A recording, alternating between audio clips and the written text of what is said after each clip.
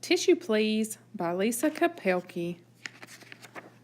Frog and his friends did everything together. At recess, they played hopscotch and jumped rope together. In class, they sat at the same table and studied together. And when they had runny noses, they sniffled and snuffled together. They announced as they wiped their noses on their arms. Mrs. Sage replied. After school, Frog and his friends rode their bikes to dance class together. They were practicing for their recital. Frog loved his ballet class. Lately, he had a hard time concentrating. He still had a runny nose, which made it difficult to dance. Frog rang out. When his friends heard him, they remembered their noses were runny too. So the whole class was one huge chorus of sniffles and snuffles as they wiped their noses on their arms. Mrs. Tutu was so disgusted all she could say was yuck. At home, Frog was enjoying his dinner, potato bug soup with fish crackers. He was in the middle of a big slurp when he realized he needed to sniffle. Frog started.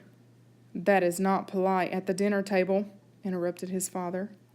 Frog's mother leaped out of the room and came back with a box of tissues. Please use this instead, she suggested. Frog blew his nose into the tissue and was amazed at how well it worked. His nose felt great. And here is an extra to keep in your pocket, added his father, just in case. It was the day of the big recital. Frog and his friends jumped across the stage into place. The crowd oohed as the curtain rose. In the middle of his grand plie, Frog's nose began to run again, so he sniffled. It didn't work.